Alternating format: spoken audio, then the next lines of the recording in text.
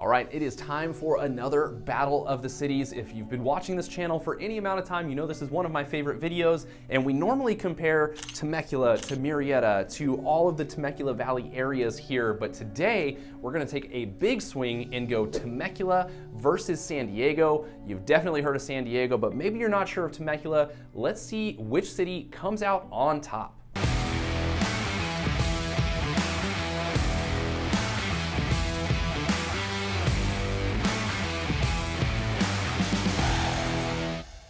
Hey guys, I'm Andrew Lewis, your local Temecula Valley realtor, and this channel is dedicated to all things living in the Temecula Valley, from new construction tours, neighborhood spotlights, to new things coming here to our valley. I'm here to let you know exactly what it's like living in the Temecula Valley before you and your family make the move. Thanks for tuning in today. Let's dive in. So yes, this is a channel dedicated to the Temecula Valley, but I promise I am not going to lean towards Temecula specifically in this video. I want to give a fair shake to both, but it's Temecula versus San Diego. And if you don't know, Temecula is just north of San Diego. You're about a 45-minute to 1 hour drive from there, so very, very close located and very well developed. Not as much of a downtown area, which we will talk about here to come, but the two cities are very close in location, so let's get the battle on.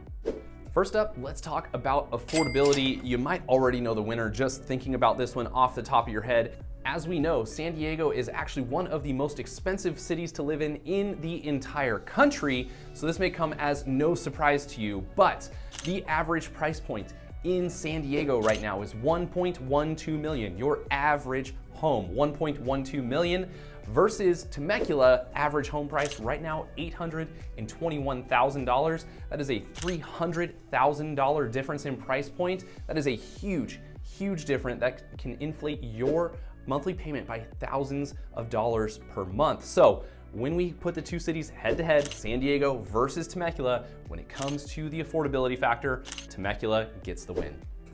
So as you may know, these are the average prices for right now as of the day of this recording, but they change all the time. So feel free to give us a call for an update on either of these two areas.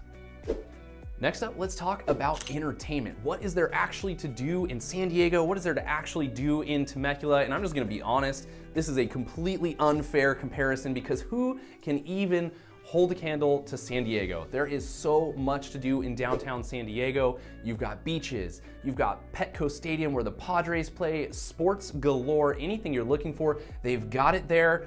You've got downtown, which has got your clubs and bars and restaurants, all sorts of activities, the beach.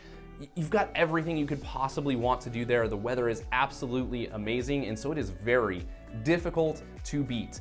When it comes to Temecula, there are things offered, and these usually usurp the area for Temecula Valley, and Temecula usually wins for things to do when it comes head to head against other Temecula Valley cities, because there's 50 wineries, plenty of places to go, have a great drink, enjoy a beautiful view, ride some hot air balloons. There's the largest California casino just right down the road. You've got a mall, and you've got tons of golf. If you love to golf, Temecula is the place to be. There is so much to do when it comes to golfing here in the Temecula Valley. But at the end of the day, you cannot compete against the things that you can do in San Diego. So today, for things to do in entertainment, I have to hand the win to San Diego. Next up, let's talk about schools. So now we're gonna be comparing the school districts as a whole. As you know, when we're going Temecula versus Murrieta or Wildomar or any of those, we kind of break down school by school and what those rankings would actually look like. We're still using greatschools.org as a source of information here, but because of the size and the magnitude of the San Diego school system, we had to go a little bit more broad, but it still gives you a really great picture as far as how the school system goes. So we're gonna rate these as above average. What percent of schools in that area are above average for the greatschools.org scale? For San Diego, that number is 41% of their schools are currently above average. When it comes to Temecula, 73% of schools are above average. I say it on every single one of these videos where we compare Temecula against another city because it always takes the cake there, is the Temecula school system is one of the best in Southern California. It is highly desired, and many people come here specifically for the schools, so it's very, very hard to beat. So for this one, for schooling and education, Temecula takes the win.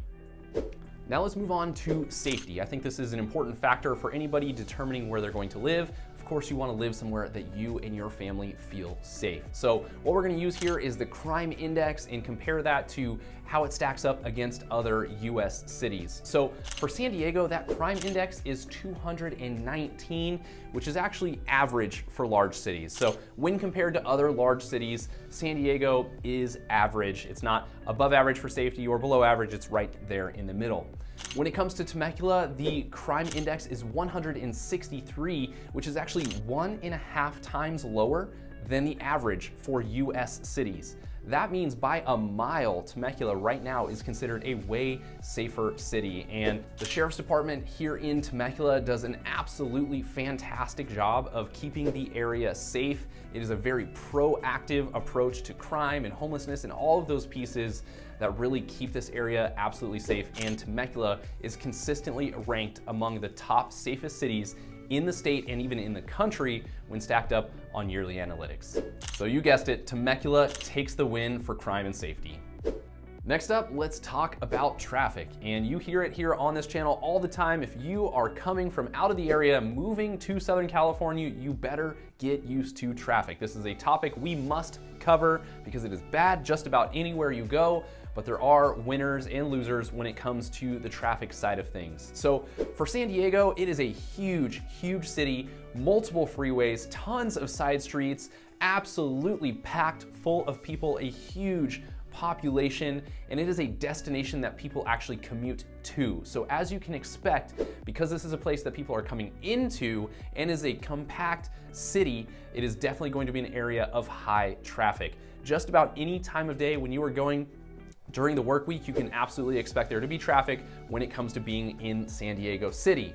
Now, on the weekends, people are also traveling there to hit the beaches and spend some time in downtown, so it can be absolutely packed there as well. So again, just expect traffic when coming to San Diego.